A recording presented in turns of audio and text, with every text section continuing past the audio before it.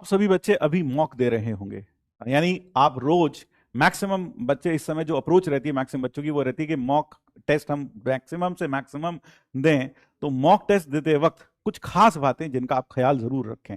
ध्यान रखिए, जब आप मॉक पेपर दें, मॉक टेस्ट दें, तो जो शीट्स आप यूज करते हैं रफ वर्क के लिए, वह आप, कई लोग तो रजिस्टर पर ही उसका रफ वर्क करते हैं, कई लोग कुछ लूज शीट्स पर रफ वर्क करते हैं। तो ध्यान रखिए, जब रफ वर्क आप करेंगे तो उसके लिए सिर्फ A4 साइज की 6 शीट ही लीजिए।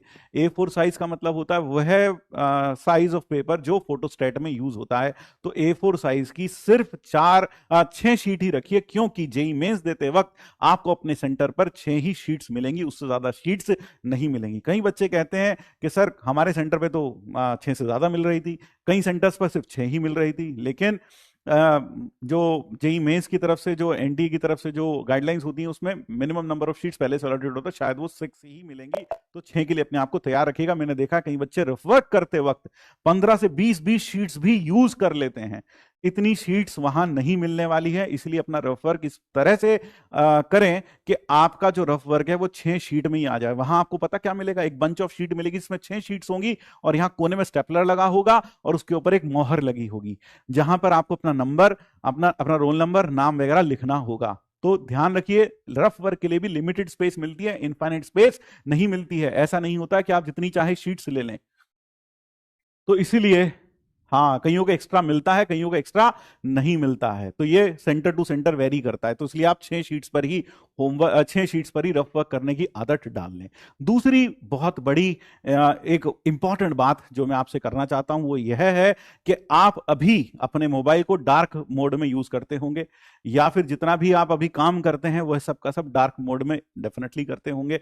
जब आप जेईई मेंस का एग्जाम देने जाएंगे, वहां कंप्यूटर स्क्रीन डार्क मोड में नहीं होगी, वो फुल ब्राइट मोड में होगी, और कई बच्चों को उस वक्त वहां काम करते वक्त दिक्कत आएगी। इसलिए अभी से आदत डाल लो कि वहां पर कुछ भी अटपटा ना लगे, आप अपने मोबाइल की स्क्रीन को डार्क मोड से हटाकर ब्राइटनेस वाले मोड पर ही वापस स्विच कर लें, ताकि जब आप एग्जाम देने जाएं आपकी आंखें उस चीज की आदी हो जाएं, उस समय आपको डिस्कंफर्ट ना लगे। नहीं तो ऐसा हो सकता है आपको आदत चीजों को डार्क मोड में करने की हो, और जब वहां आप कंप्यूटर स्क्रीन देखें वह कैसी मोड में दिखाई दे, ब्राइट मोड में दिखाई दे, और जिसको देखकर आपके आंखों में या सिर में दर्द हो सकता है, या फिर बहुत अटपटा सा अनईजीनेस आपको वहां महसूस हो सकती है, क्योंकि आप डार्क मोड के यूज टू हैं।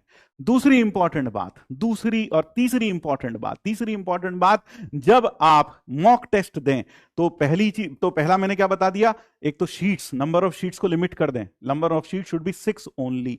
दूसरी बात, डार्क मोड से ब्राइट मोड पर अपने मोबाइल को या अपनी कंप्यूटर स्क्रीन को या फिर अपने लैपटॉप को स्विच कर लें, क्योंकि जेईई मेंस में भी जो कंप्यूटर होगा वो फुल ब्राइट स्क्रीन पर या ब्राइट स्क्रीन पर होगा। तीसरी इंपॉर्टेंट बात जो मैं करने जा रहा हूं वो है, जब आप मॉक टेस्ट दें तो अपने साथ में एक पानी की बोतल ही रखें। बिल्कुल वैसा माहौल क्रिएट करने की कोशिश करें जैसा जेईई मेंस में होता है, और उस पानी की बोतल को ध्यान रखिएगा, ढक्कन लगा के रखिएगा। वह पानी की बोतल कभी भी लूज मत छोड़िएगा, क्योंकि ऐसे 2-4 स्टूडेंट्स के साथ हो चुका है कि वहां जेईई मेंस में वो पानी की बोतल लेके गए, टेबल पे रखी थी, पानी पिया, ढक्कन खुला छोड़ दिया, फिर अचानक से थोड़ा बहुत हिले तो पानी जो था, बॉटल जो था, वो पूरा का पूरा मेज पर बिखर गया, और उसमें उनकी रफ वर्क की जो शीट्स थी वो खत्म, वो सारी की सारी बर्बाद हो गई। और फिर उन्हें नई शीट्स भी नहीं मिल पाई, क्योंकि उनके सेंटर्स में जो इन्विजिलेटर थे उन्होंने मना कर दिया कि आपको नई शीट्स नहीं दे सकते, क्योंकि प्रिस्क्राइब्ड 6 नंबर ऑफ शीट्स ही मिलेंगी। तो इसलिए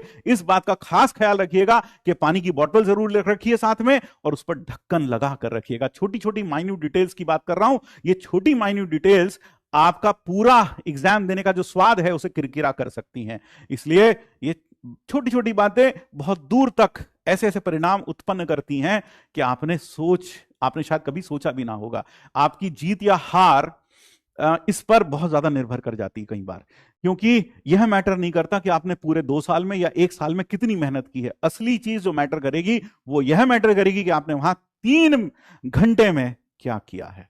तो हमें उस 3 घंटे का एक्सपीरियंस बेस्ट रखना है, कोई भी असुविधा हमें ना हो, हमारे दिमाग को कोई अटपटापन ना लगे, कोई भी चीज हमें ऐसी ना लगे कि यार यह है अब आउट ऑफ द प्लेस हो गई, अब हम इसके यूज टू नहीं है, इस तरह की कोई भी सिचुएशन वहां क्रिएट ना हो।